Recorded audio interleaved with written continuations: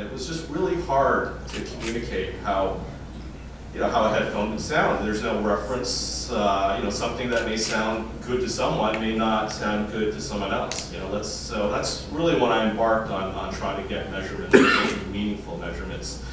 Tile and headroom back then. A lot of folks were referring to the headroom frequency response graphs, and that's one data point. But I wanted to see more, and also I wanted to hear more, because as a DIY speaker builder, I certainly knew what a lot of issues that we run into. Mainly, the thing that I heard the most, that really hurt my ears the most, was resonances and ringing. And are there any folks here who are into the single driver type speakers, high efficiency? Exactly, and there are challenges there with the full range drivers. There's ringing. The higher quality units typically don't have that. But there are also advantages to not having crossover. And as George, you mentioned this, headphones really give you a very intimate experience. The level of non-linear distortion is very, very low. You put on some of these top quality headphones and you're like, wow, you're just getting blasted with, not necessarily blasted, but there's all this detail, all this information that's missing. You could walk around the high-end rooms here, these $100,000 speakers, and you may not necessarily hear that with the best, like a $15,000 headphone setup. I know it's rather crazy, but maybe that's where the room really kind of becomes a huge part of the equation. Exactly. That room factor becomes non-existent. You don't hear the, there are a lot of great speakers here, but one thing I noted is that the rooms are too small. You hear that 60 hertz room resonance and it's boom, it's like, oh, where did that come from? So there's none of that, and so I'm walking around here, I'm really struggling, and ideally, most of us, we don't have these big gigantic rooms, and headphones are a good way to really hear what's on that recording without the interference from the room. But anyways, as I mentioned right now, where are we at in terms of headphones? And I feel we're in the late 70s, early 80s in terms of where speakers were, and that's why I threw this thing up here with the scene in Boogie Nights, Butts thing, maybe 3 or 4 more quads per channel. We're getting there. There are a lot of companies right now. Sennheiser's done some good work. Audeze has really made a great headphone, and we'll start seeing what I'm talking about when we get to these measurements. That's a speaker I wanted 30 years ago. I only had the opportunity to hear it 4 years ago. We're going to play the Guess the Headphone game. I don't know. Yeah. We should mention before we get going that we're going to have a Guess the Headphone game. So if anybody can guess from the graph which headphone it is, we have 3D prizes. We have some headphone amps and some bags to give away to your incredible intelligence, because I'm not sure what you guess. This particular headphone is a closed headphone. I'll give hints and see if anyone can guess. I really doubt it, because we have some serious headphone fanatics here, geeks here. This is a CSD plot. It does not cover the low frequencies. It only covers the frequencies from 500 hertz up. Now, is that purposeful? Why would you do the only 500? There's not very much meaningful information below 500 hertz for headphones. It's just a matter of interactions with the cups. What coupler are you using? Well, let's get to the starting. Oh, you want to? Okay. That's key. I'm actually not using a dummy head. The reason is I actually did try a dummy head, and there's some issues with that. With dummy heads, you've got the ears. And you have to have there are many different ones. Yeah, and then you've got the really good ones have the tubes in them, and those create specific resonances that don't necessarily represent what we hear. If I were to do a CSD measurement with one of those couplers, there'd be all sorts of resonances that are inherent to the human auditory system, which I feel the brain filters out. So what I actually did was I built a custom coupler. I'll let you know more about the details if you're interested, but I don't want to sidetrack it too much.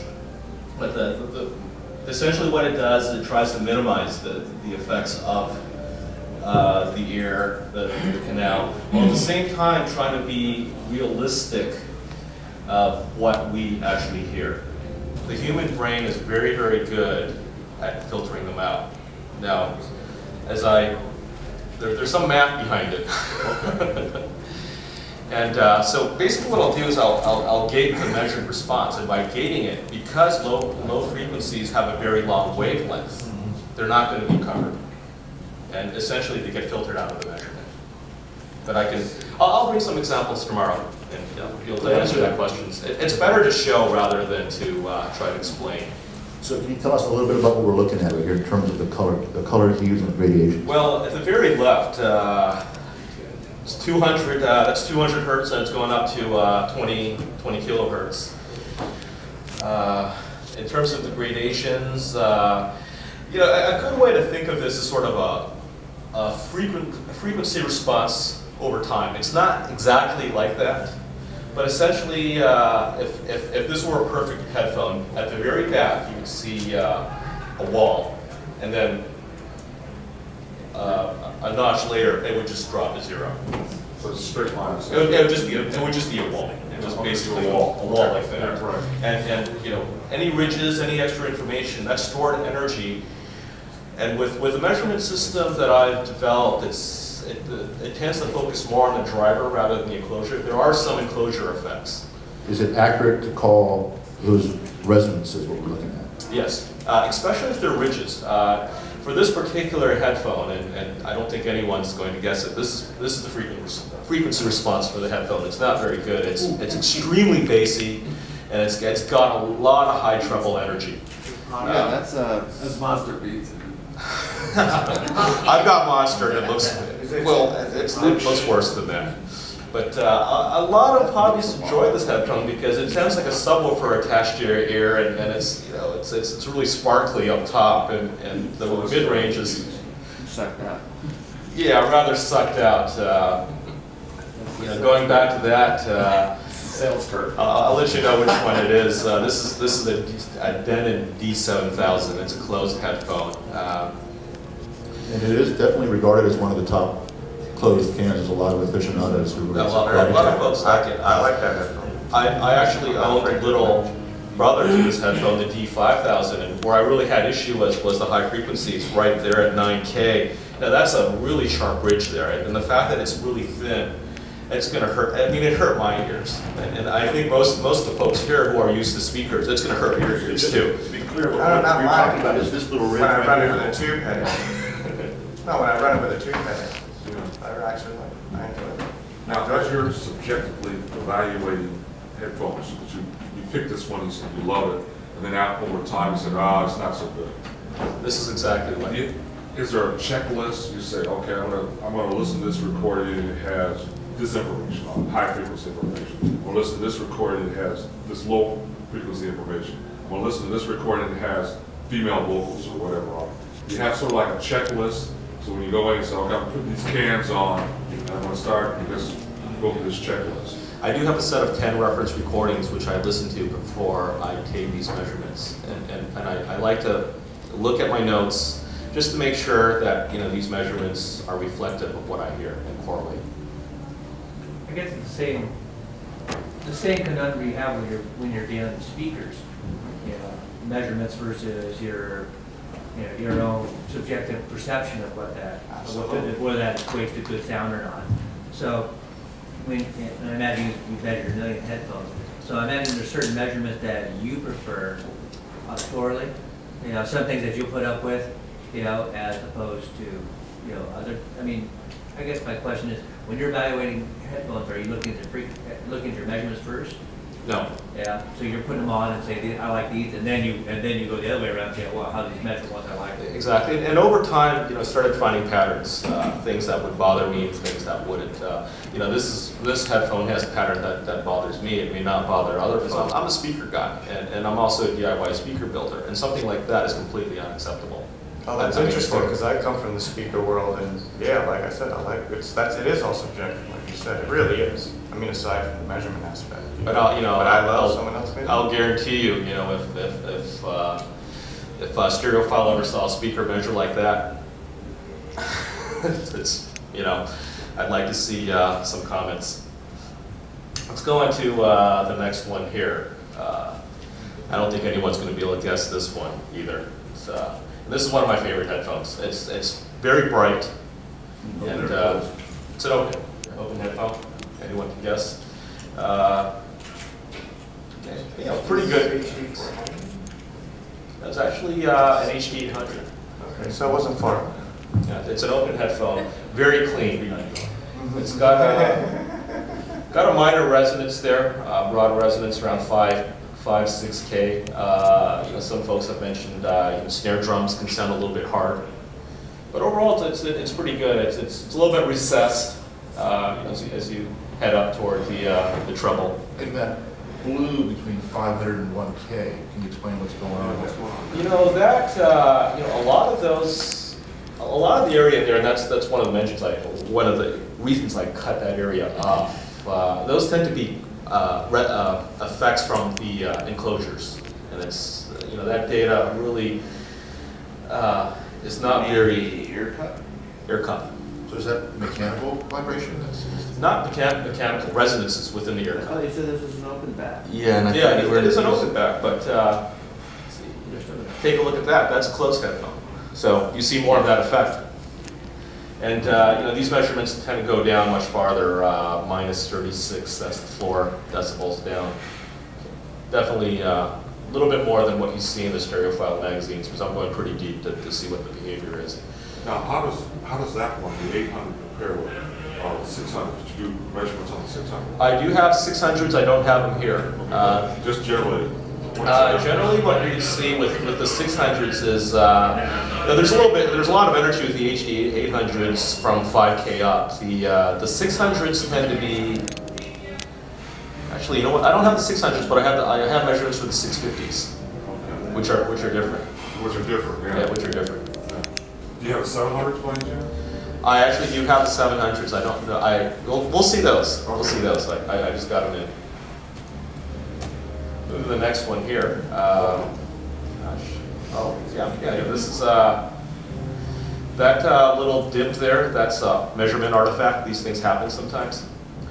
This is this is a headphone that has very, very good bass extension. It's you know, laid back toward the treble on purpose. The designer of this headphone, I assume, probably wanted to create a more speaker-like presentation. Because you know, once you got speakers in the room and you angle them away, they're not blasting in your ears. Did anyone guess what this might be? It's an open headphone. It's very clean, very, very clean. There's a little bit of hash there around 8, 9K. It's probably. No, this is Audeze LCD2. It's great. I know you guys. yeah, we don't take measurements the same way, so it's a little different the way you do than most people. My question is on that. Oh, sorry. Mark, on the chart, we've got a red and a green line. We have the other one, the two single lines. Green is and red is? Left and right. Okay, and so you've got that dip, you said as an artifact. So you can disregard that. Disregard that. Okay. Move the headphone a centimeter and it goes away. Move the millimeter, a millimeter, and it goes away, or even half a millimeter. It's just the nature of measurements. I think that was caused by I played tone sweeps and I just couldn't hear it because I mean I can still hear up to around 12K hopefully, and but I can still hear it. And, I think it was a combing effect from the metal cage or something, and you move that with a microphone, and you know how that goes. So how close should the left and right channels match with the headphone? You know, with headphones, you know what? I mean, my measurement system, I wouldn't give it. I'd give it ±1. It's just sometimes I'm not too precise with that. You know, just take it with a grain of salt. But generally, I find with headphones, if you're within ±1, you're not going to notice. It's really, really hard to notice because when you got these headphones on, and It looks like you're ±4 then, well, 4 dB apart between the two channels there. And the low frequencies. yeah, the low frequencies when you're reading from around 500 hertz, a little bit of a gap there. Yeah. Let's move on. This one, this is a very well-known headphone. Very popular, even right now, but this was a couple of years ago. Open headphone. Really, really fun. It's got a little bit of mid-bass, mid-bass hump. Very interesting mid-range. I guess guitar players or folks who really like the guitar sound love this headphone. I assume it's an AKG or something? Actually, it's a Grado RS1. First one I would have got right. I've been listening to him. Huh. That's a pretty significant. What are we showing there in an artifact around 4.5? Which one is it, Art? RS1. RS1. Yeah, this, when I started out, I had the RS1s, but I don't think I had this particular model. When I had the RS1s, it was in 1998, and back then I believe it had the pink drivers or something, which are based a little bit closer to the Joe Grado models, which were much more neutral. But these probably can last a couple minutes before I really need to take them out. But they're a fun headphone, and a lot of guys like them. A lot of guys got their start with the Grados. I mean, what they do really well, I'm not too sure what they do well. Well, is there immediacy and that kind of liveliness reflected in the graphs typically? I should have brought the impulse response for this. It's a very lively, very fun headphone. Very forward. By any chance, did you do any of the old style, like the old COS headphones? I've got measurements for an old COS electrostatic. I could bring that tomorrow, and that measures very well. So in terms of using the graphs to choose a headphone, is there a way to kind of incorporate graphs into your headphone selection process? Well, I like things that look like that. The LCD2, and I like things that look like that, the T.H.E. 800. They're just much cleaner. They have frequency response aberrations. And again, as I mentioned, going back to that first slide, we're in the early stages of headphone development. I hope to see more better linear distortion, that is flatter frequency response, and as I said, nonlinear distortion is very good, and a lot better control with the resonances, the ringing. These two are very good examples. I mean, they're my two favorite dynamic headphones right now, and for good reason. So going back to your earlier statement, would it be accurate to say that a perfectly neutral headphone, if that were to exist, would be that wall that you would describe? Well, I mean, in terms would be a wall, and some people may not like perfectly neutral. Sure. Most speakers tend to be slightly dark when you measure them.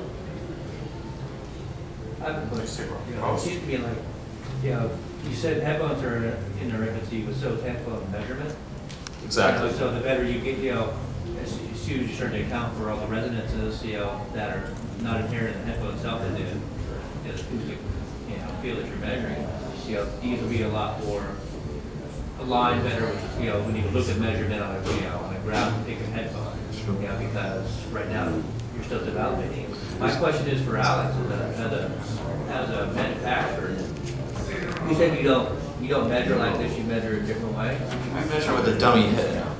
We also then, before we install the driver into the headphone, because once you install the driver and you put that cup on your ear, it all goes away. It's distorted. So we measure, before we put the driver into the cup, we measure an IEC baffle to make sure our QC is correct and everything's within our tolerances. Once that passes, then it goes into the cup and is installed. But when you're voicing, like any speaker designer, you're voicing for certain things that you probably respond to, or that you think that your consumer's going to respond to. I guess Alex probably has a good insight there because he's also a speaker builder. And obviously the Audeze folks, they kind of got their start designing line arrays and speakers. Onto that dummy head, it's very difficult to see what's going to happen because even the slightest reposition, you're going to get different results. Yeah, and then everybody's ears here are shaped differently. Are you looking for certain, because every all speaker design is a trade-off, right? So, what do you like when you're designing your Audeze as far as tonality, as far as imaging, as far as because that's basically your cooking. For us, we're looking to make the fastest driver that we possibly can. I think graphs for consumer benefit when you're looking at headphones is, you can use them to check whether or not you like, you know, that there was a justification for you liking something, but still, you put them on your head, listen. I was gonna say, Correct. that's how I always judge. Yeah. Put them on my head, I throw on a recording that I know, and if I get lost in the music and forget even the headphone I'm listening to, then I know I love it. Also for us, I think we're the only manufacturer that sends an individual graph with each headphone that is made by us. For me, there have been many times where I was like, why are we doing this? Can we just stop this? Because it takes a lot of time to actually do that, to send each measurement with the headphone, print the measurement, put it in there, line it up with the serial number. So I get this measurement in the phone that is purchased from you. Yep. And I'm Joe Consumer. What do I look for? It's a reference. It's just a graphical reference of what that driver did as it was attached to a dummy head. Okay. So if I say, I'm listening to your phones, I just got them in the mail kind of thing. Gee, one channel is off. You know, do I just send it back to you and you say, okay, you'll look at the graph and you'll compare it and say, I won't look at the graph. We'll just take them apart, we'll remeasure the driver, and then we'll make sure you're happy. That's really our goal. Do you measure the driver on the fixture or separate from? Both. So before it gets And installed. Your QA is separate. Yes. So if you got a dummy head on the sound. Can't say that because every time you reposition the headphones on the dummy head, it changes. It changes. yeah, but you can lock the position. You can mark and lock the position. Doesn't help. Doesn't help. No. How come? There's too many tiny variables. Yeah. Tiny, yeah. Well, you'd be amazed how sensitive that stuff is. I will say in terms of the headphone measurements that we do with tile, those are averages. So in essence, tile will take position 1, position 2, 3, 4, and 5, average them together. And those are the FR specs that you see at headphone.com. So typically there's 4 to 6 positions being averaged together in some of those FR specs that we show. That again is not perhaps the ultimate way to do it, because you certainly are taking a lot of those anomalies that you're seeing there and kind of averaging them together. But in terms of maybe being the most even keel way to do it, I think Tao feels that's his approach. Well, like Alex says, I mean, you think rooms sound different, variables in the inside of your ear canal. Yeah. Everybody. The size of your eardrum, like So the canal. It's just like when you go and try your earbuds on, and everybody has to change them because you can't get them to fit. It's because your ears are all different. Yeah, it took me forever to find a great seal for my wife. It ended up being the anemonic. She has a very narrow ear canal. And to her, it's like she could be working and she literally can't hear me. I walk right up to her. I'm like, Alex. The interesting thing that we find years to find that. is a lot of folks will have one tip type or one tip size. One ear, a completely different tip in the other, and that's certainly She might just be aggravated. that's highly That could likely. be true, but 15 years. Sir? You've been mentioning how the actual enclosure affects what happens to the driver and where it's on your head and so on. How much research actually goes into the enclosure development itself in order to try to get some kind of standardization, to get some outcome that you want? For us, it took about 3 years to get the pad the way that we like it. So to fit over the ear, to have a certain shape that's going to project the sound into the ears. I mean, it took a few years for us. But it really does, the shape of a pad on a headphone is really going to affect the way it sounds. Yeah, it's huge. And even the foam that's used inside there, I mean, we spent a lot of money and time researching the foam that we would use to get the right amount of push on the face. So given that, then basically the measurement standards are not there yet to deal with such variables as enclosures. For me personally, I don't put my money on the measurements, even though I do believe in measurements in an IEC baffle. So as the driver is standalone and you're putting a mic up against it, I do believe in those measurements. Because those you can get pretty standard, you can see a lot less variation in your measurements. And interestingly enough, there are headphone manufacturers, Grado in particular, who do not take any measurements. They do their headphone tuning strictly by ear, and once they have the sound that John Grado and his team like, that's it. They do not do any measurements. In fact, typically the measurements that you see for Grado at headphone.com are really one of the only measurements of Grado headphones that are out there. And it's not because John is anti-measurement necessarily, he just doesn't think that they really impact what he does at his shop. And anyone who's visited Grado in Brooklyn, it's definitely a home, considering the size of that brand, it's a homespun operation for sure. Very well done. Very well done, certainly. But he's definitely a manufacturer with a very strong reach. No measurements. Yeah, you've kind of opened the door here as to what manufacturers are making in terms of how they sound as opposed to measurements. And I get what you're doing here. But if I can just take maybe 2 or 3 minutes here. If you had $500 only to spend on headphones, what would each one of you purchase and why? Alex, you want something? I'd probably try and find a used LCD too. To be honest. They go for more I than think it went way more than $500. Yeah. I'm not just saying this as a cop-out, but myself as well. Because just change the word. I don't know. I really don't know. Is that Maybe I try to get my father's stacks for $500, but it'll never happen. Well, for me, if you a little bit over 500 at $699, there's a great planar magnetic made by Hi-Fi Man called the T.H.E 500.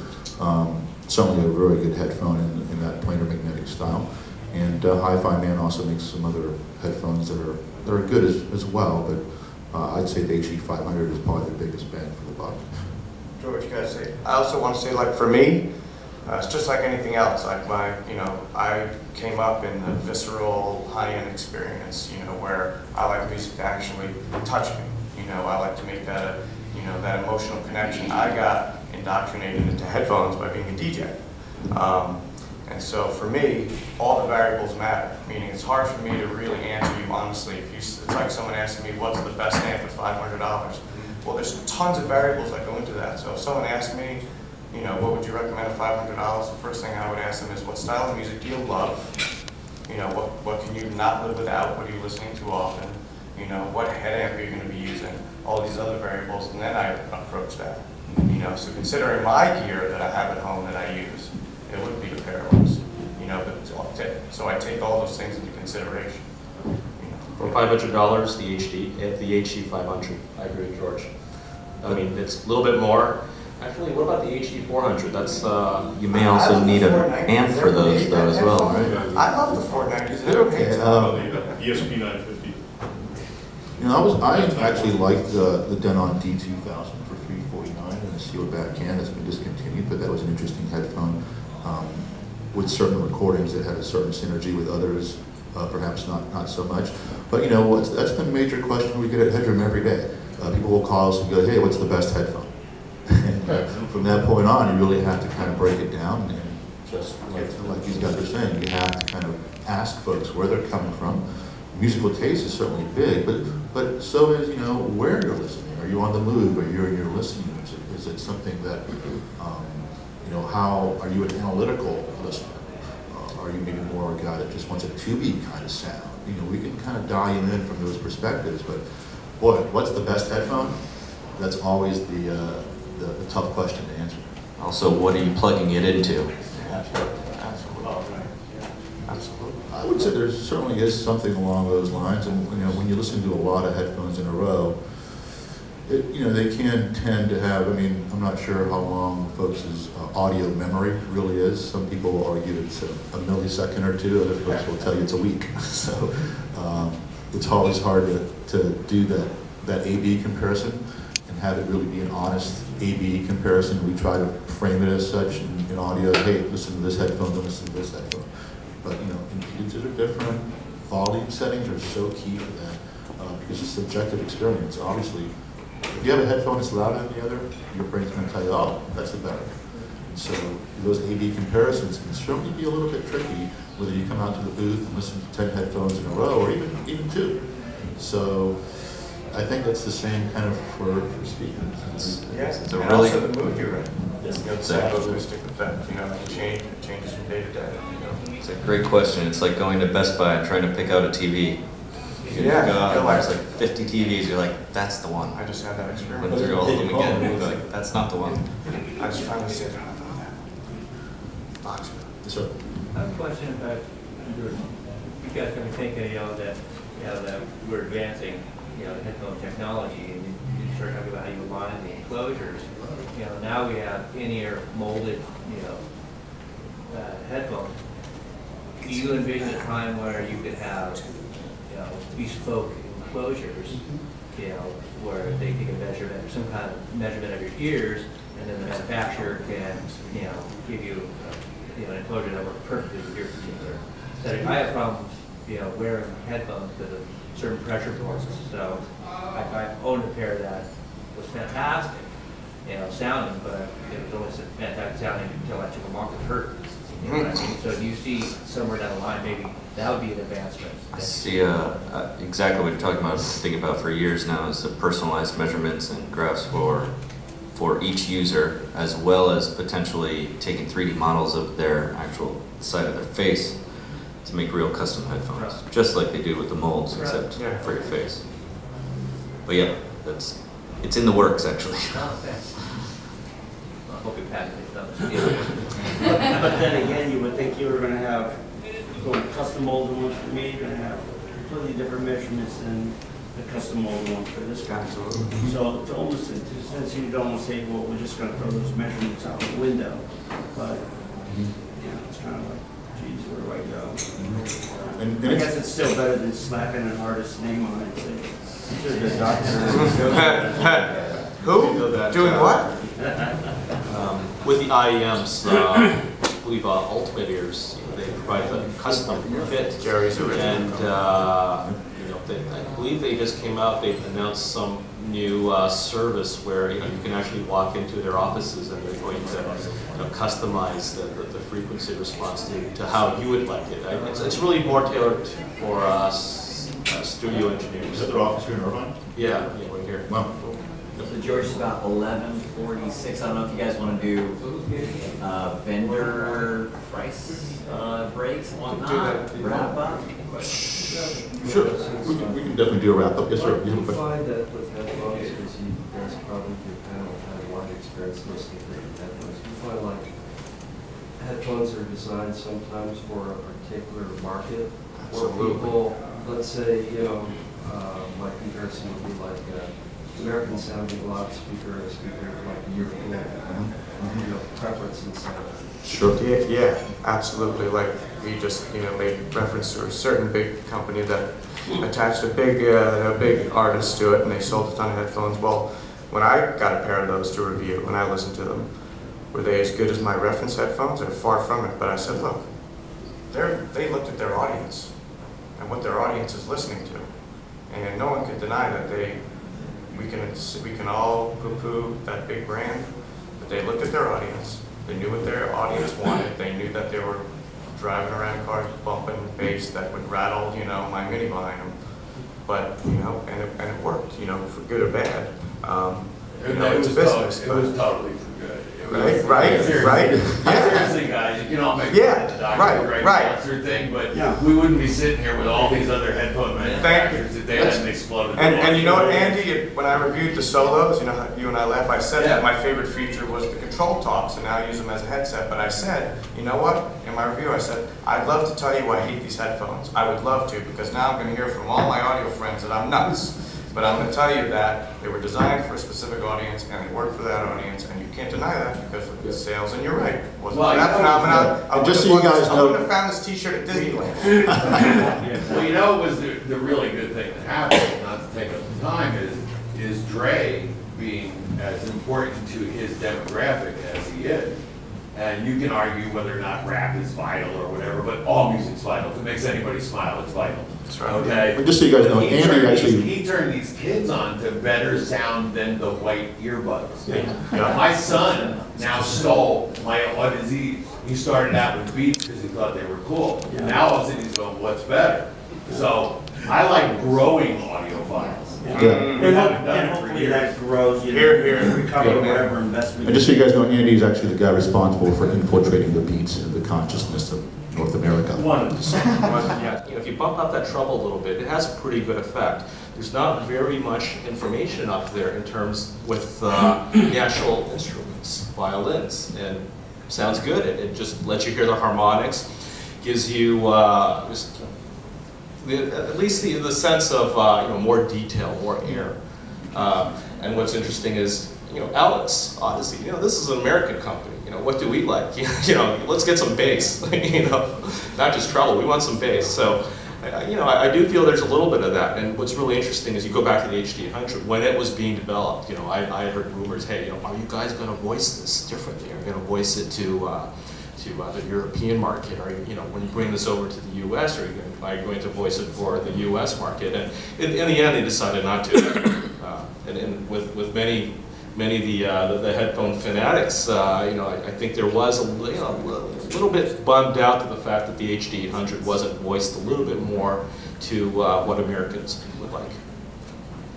Sir, do you have any Stax plots of the latest version of Stax headphones? I actually do have all the Stax headphone measurements. This one in particular is the SR007 Mark 2.1. I think you can hear that at it's a little bit. It's definitely a very laid-back headphone. You can see the lower treble, upper mids are recessed very well. It performs very, very well. The 1K aberrations there, those are definitely caused by the air pads in the air cup. Yes, sir. It seems like when you listen to headphones, sometimes you hear more detail that you've never heard through speakers. Absolutely. Now, is that real, or is it a perception? Well, it's the resolution of the headphones. I mean, you're really, in essence, with certain great headphones, you are at that mastering or recording session almost. It's as close as you can get to being inside the music of some of these top cans. So it's an immediate sound, and I think it is a more detailed and more resolved with the top headphones. I mean, like I was saying before, those $1,500 Sennheiser HD800s, in order to get that level of speaker performance, you will probably be in that 15 to 20 grand terrain, if not more. So again, the bang for the buck there is significant. Well, is a good speaker reproducing that, but it's getting lost in the room? Well, it's part of it. It's part of it, but I'll tell you what's interesting is, to your question, as a music reviewer, for years, I just relied on my reference system. Meaning, my speakers, my big system. And I noticed recently, thanks to Alex, and a few others who have really taken my headphone experience to another level, that when I listen to an album in my reference system, obviously I get this emotional connection, which is the most important thing for me. What I want for any system to do, headphone or hi-fi, is to just get the hell out of its own way and connect me to the music. But I found now that when I listen to an album in my system, and then when I listen to certain albums on headphones, it's almost like I can tell when some records are mixed for headphone listeners, because there's so much transient stuff going on that even though I have a very resolving system, and I'll just say I do, it's almost like now when I review music, I use both, where before I just use the reference system. What if you had to make a choice for yourself, speakers or headphones from now on? Just personally. Personally, to be honest, at this point, it's really hard to answer that, but because I'm still of the vein of music, to me is a visceral experience, meaning I love having the music, hit me. Yep. And I love experiencing that because that's how I connect emotionally. Now with headphones, I can connect emotionally, but I still prefer that visceral experience. But some of these better headphones now are giving me that same experience, which actually blows my mind because I never thought I could get there with a headphone, honestly. I mean, now what I'm hearing with his and a decent head amp, with the triple stack, it's blowing my mind. So it's getting closer. Right now, I prefer the reference system, but who knows? So, last question. You have to consider that with headphones, you're always in the sweet spot. Yeah. When you listen to speakers, you have to be in the sweet spot to hear. Absolutely. And the great thing about your head is you move a little bit, then you're out. Exactly. That's the main and you always want wearing your head, so it's always a sweet spot. Exactly. And to I'll me, bring some measurements tomorrow between speakers, drivers, and headphones. Headphones just have an amazingly low amount of nonlinear distortion. They're just so clean. In terms of being able to capture that low-level information, it's just all there.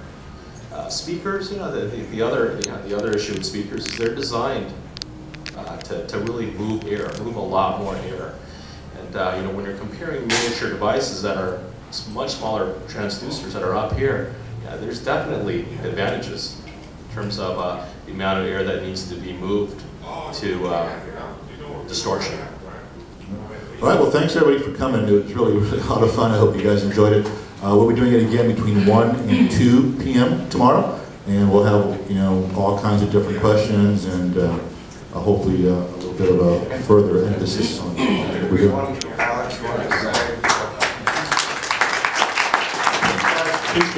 And Alex does have a little sales special he wants to mention? Yeah, there's a slight show special. If you visit our booth, we're giving $300 off the LCD2 and $150 off the LCD. Sorry, $300 off the LCD3 and $150 off the LCD2. And at CEntrance, our DAC port, we're giving $100 off for a show special. So we'll stop on by. Good stuff. Thanks again, guys, and we'll see you tomorrow at 1 p.m.